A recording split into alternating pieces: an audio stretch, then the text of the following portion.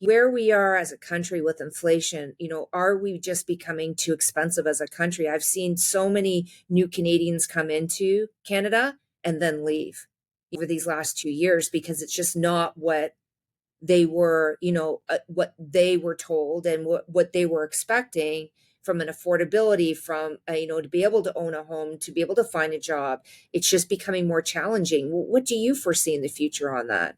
Well, inflation is coming down, and it was 8.1%, it's now 3.1%. But Yeah. the reason people don't feel better about Mm-hmm. it is because it doesn't mean prices are falling. It Mm-mm. just means prices aren't rising as quickly as they were before. So the most visible prices, like gasoline and food, have come down in some cases, but still very expensive. And I try to help people that help me, and that I have a woman who has been working for our family for almost 30 years, and I know that it's very tough for her to make ends meet. And so I've given her a raise and give her cash as much as I can. And it's extremely difficult.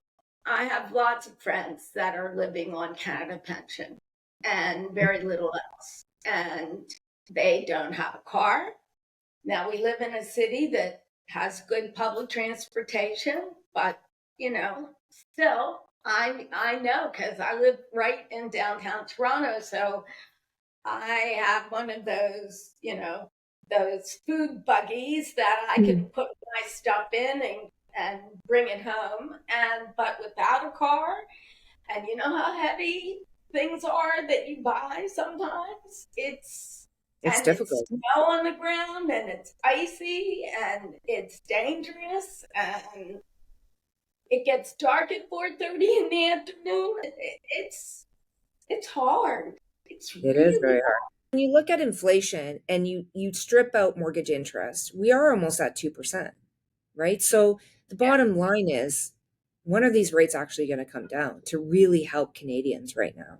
It'll come down. They're going to fix mortgage rates have started to Yes. decline.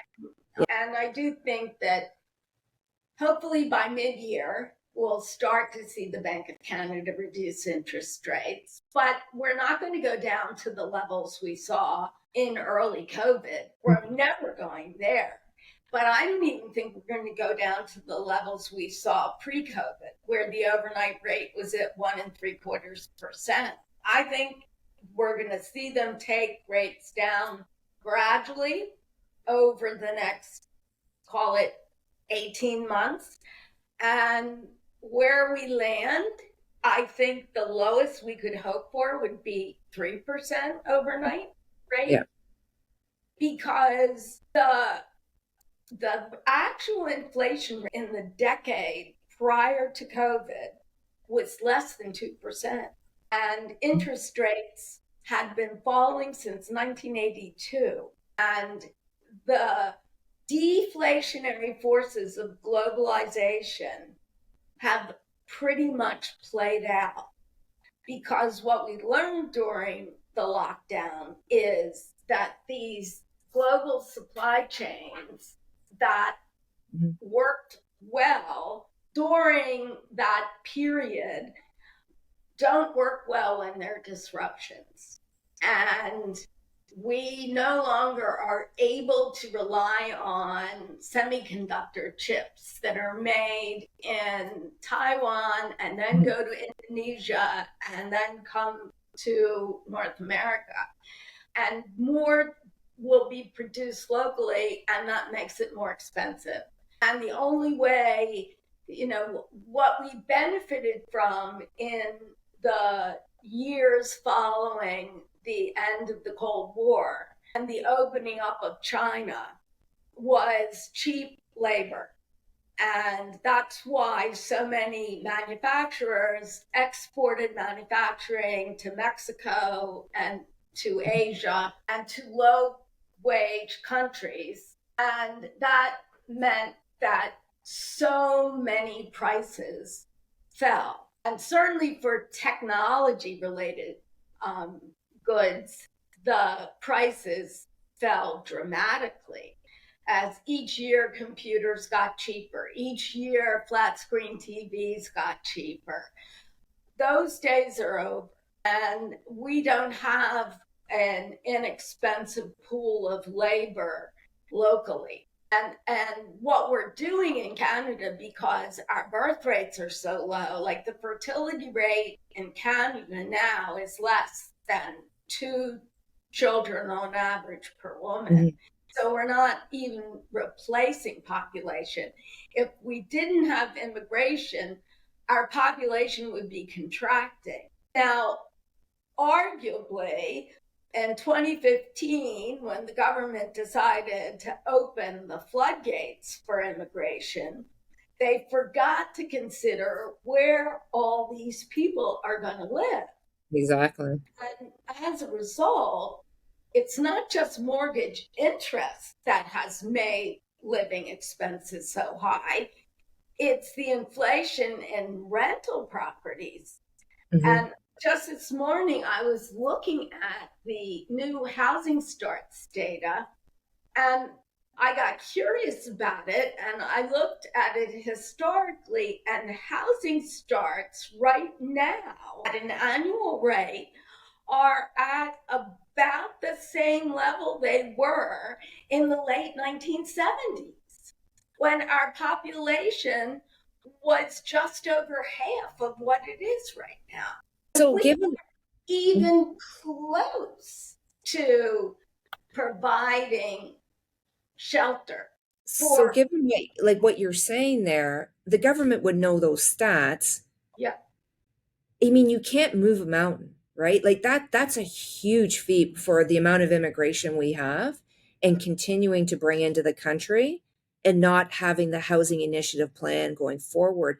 What do you foresee for the future of housing? Like, do you think that, we had that 2021 cycle of values going up, especially in Ontario. We've been hit the hardest where we had values go up 50%, then they went down 25, 30%. And, we're still seeing a bit of a bounce around, right? I, I mean, inevitably there's not enough housing. So economics 101, when there's not enough supply out there, the demand of it's going to be greater and values are going to go up. And so I think values will go to a point where it will be it's to be affordable for a family. If we're right. not having the housing initiative, do you think the government will change that around? Will it be a change of government that may actually bring in a different housing initiative? Like, what's your thought on that?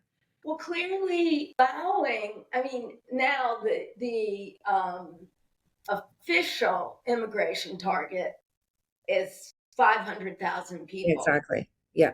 But that doesn't count the temporary workers or the students that The come and students. Yeah.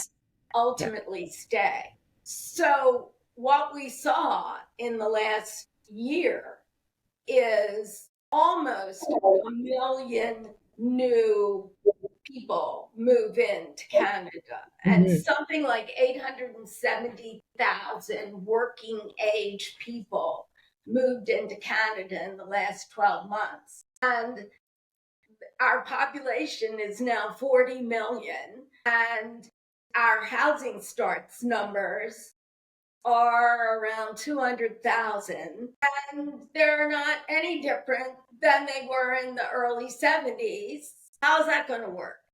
On average for Canada as a whole, rents have gone up by 10.3% in the last year.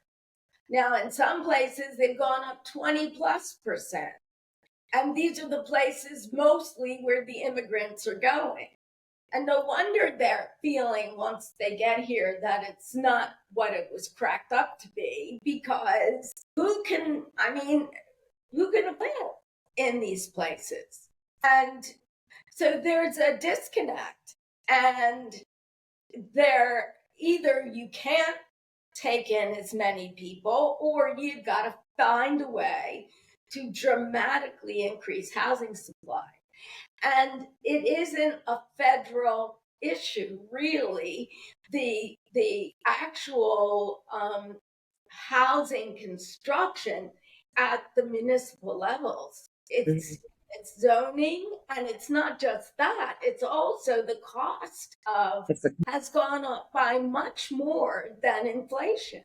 And we have a shortage of construction workers. mhm. So it's a vicious circle, and it's getting worse and worse. And we don't have enough purpose built rental property, and we don't have enough just literally units, whether they're for sale or for rent. And it's getting more and more expensive. And nobody can force a developer to build if they're not going to be able to afford the construction loans, let alone the cost of actually producing a product that will be so expensive that the demand just can't do it. And so it's an enormous problem and not easily solved. Right now, the fastest or the strongest housing market in the country is in Calgary. And Calgary has the advantage of lots of land, and it's not bound by lakes and mountains the Mhm. way Vancouver or Toronto is. And so they can keep, spread. Mhm. Yeah. And the culture of Calgary has been purpose built apartment buildings Mhm. rather than towers of condominiums. And so, and it's much less expensive than the two most expensive cities. So it's attractive. And right now, it's a good time in the industry. So there are jobs and people are moving there. But I mean, Calgary has always been highly cyclical because it's a boom bust industry, and it's getting more and more expensive. Like now, single family homes in Calgary, a lot of them are $1 million, which I mean, $1 million doesn't buy a whole lot in Vancouver or It Toronto. doesn't. Exactly. Yeah, values are going. There's certain pockets I think where you're right. I think real estate will go up exponentially. I still think here in Ontario we'll see it, and in Vancouver just because, like you said, the supply's not there. So overall, Sherry, for 2024, what do you foresee? And again, just a forecast, not, again, every day it changes, right? Inflation for sure is complicated. There's no doubt. But where do Well, you see? the economy is Mhm. still weak, and that's Yeah. not a bad thing right now because it's why inflation has come down. So a softer economy, unemployment has edged upward. It's still not very high. Technically, we haven't hit a recession. We might this year. I think more likely we'll see a couple of quarters of flat economy, Yeah. and and interest rates will come down. It's come down. I think we'll see a pickup in housing. I don't think it's going to be a boom by any stretch. Even when interest rates come down, we still, I mean, just in terms of the supply of available housing for purchase, you don't see a lot of new listings because the move up market has disappeared Yeah. because you would have to pay so much more for the mortgage, let alone whatever the larger space additional cost would be. Oh. And not only that, but you're not seeing seniors move out providing Mhm. supply because where are they going to go if Oh, exactly. Yeah. condos cost more than single family homes per square foot? And even if you went into a rental space, the rents are so high, people would rather just stay put. So there's a big supply shortage, and it doesn't appear to be a solution to this. What has to happen is that, either we reduce immigration or somehow municipalities actually do provide subsidized housing. Because the housing needs to be affordable for people. And the only way to do that is government subsidization, which only raises budget deficits, which again causes Is interest. inflationary. Exactly. You know, out of all the decades that you've been doing this, sure, have you seen anything like this that you could relate to where you feel like the outcome is you could foresee it, or are we navigating new territories? This is definitely new Yeah. territory. And it's particularly hard in Canada because 70% of the population wants to live within 100 miles of the border. Because otherwise the climate is too intemperate. Yes, And Canada is a huge landmass, it is. but how much of it is where people actually can live or want to live. And our population, though we're still, it's low compared to other countries, particularly given the size of our country, there are limits. And we haven't made it accessible, totally accessible. And I mean, for young families, let alone for just immigrants who are starting over, clearly, their jobs. But then, as we said, who knows what the implications of artificial intelligence is going to be? Mhm. It will destroy jobs for sure, but it's also going to create jobs. But it means you have to have the talent to be able to do the jobs that will be created. And that's why education is, again, so important. And it's a very tough time. It's a very tough time worldwide. And, compound that with the geopolitical uncertainties Mhm. and the political trends. Don't even get me started on politics. I'm a dual citizen. I still am allowed to vote federally in the United States, so I do get to vote for president. And I can tell you that what's going on there scares me to death. And That's I have a home in Sarasota. I love the opportunity to be there in the wintertime, but boy, oh boy, talk about crazy. And we're going to go into a political season in Canada too. exactly. Yeah, both. It's going to be Yeah, very interesting. Now, traditionally, when you see it, when there's, yeah, the federal government budget is going to be an election budget. So, they're going to pile on all kinds of government spending, which is certainly not inflationary. right. Exactly. And I mean, traditionally, when you look at when there is an election, rates are lower.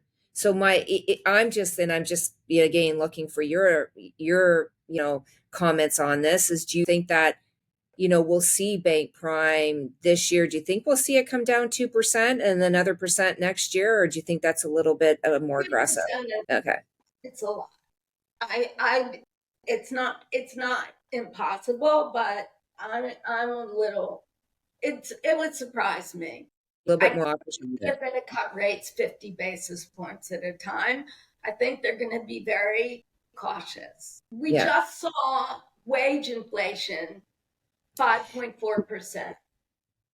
And talking on wage inflation, and again, we could get into a lot. I think you and I could talk forever on inflation, but I think a lot of the wage inflation out there, and correct me if I'm not wrong on this, is due to because we're still lacking work. We're lacking workers. We're lacking talent. Have to pay more. So it's not really. I don't think that wage inflation is a true dynamic of really where we're at the economy, because it's not that there's abundance of people going for jobs. There's not the jobs out there. We've seen the job losses. The wage inflation is due because we need to keep the talent. But that means that businesses have higher costs because they Yeah, have to pay more. exactly. So they're Exactly. raising their prices. Yeah. And as a result, wages can be self perpetuating because you end up with wage price spiraling, which happened in the 80s. And that's why I think the Bank of Canada will be cautious in lowering rates. They'd rather take a little longer so they can assure that they don't need to then go back and raise rates again. And the Fed too, same thing. The Fed has said that they think that rates have peaked. So at least we all are, they're all saying that rates have been high enough. But the last thing they want to do is to cut rates and then see inflation rise again. And that's exactly what happened in the late 70s. They didn't tighten long enough, and it meant that ultimately they had to tighten even more. But this cycle, the proportional rise in interest rates has been higher than ever before. Because back then, rates might have gone from 8 to 16. That's doubling. But this time, rates went from 25 basis points to 500 basis points. Yeah. So the monthly payments tied to interest rates are rising at levels that are unprecedented. Yeah. And that's another topic, is talking about all these renewals coming up in the next 3 years, right? So it's complicated. Where do you think bank land at the end of 2024? I think we'll see rates fall 100 to 150 basis points. And what time will do. Yeah. Yeah, that makes sense. And so first cut, do you think there'll be one in January? No. March? No. No way. I mean, that's, and it's a guess because I can't. Yeah. But no, I don't think January. I don't think March. I think maybe late spring, summer. Yeah. It's and funny. They'll be worried about that because it could cause a real burst in activity, and then they're gonna like what would happen here? Yeah, exactly. We're pausing. They cut rates right before the spring housing season.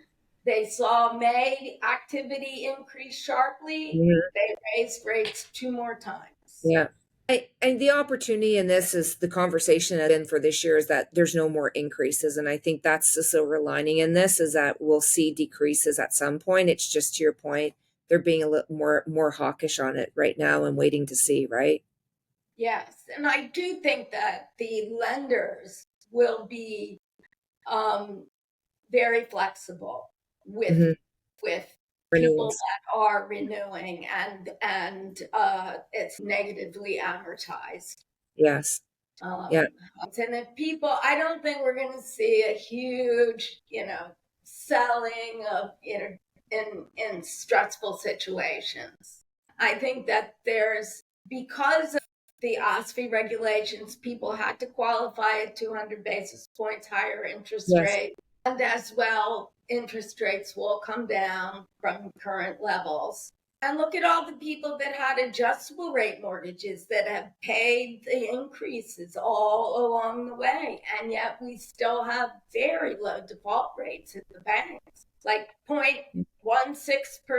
That's very low. Very low. It is very low. You're right. I think there are a lot of accommodations. And I saw a report out there that said that, on average, Canadians could sustain another, 50% increase in payments. I don't know. I'm on the fence on that. I think a lot of people, they're at their max right now on payments. But to your point, a lot of people have adjusted their payments that were in those variable rate mortgages that were stagnant. So I think that any decreases will obviously be something that, we all want. But to your point, we might have to wait a little bit this year and probably just 0.25%, I'm assuming, right? Not half a point at first. I would like to get some really bad economic data. Yeah. And already fixed mortgage rates have come down about. And they have.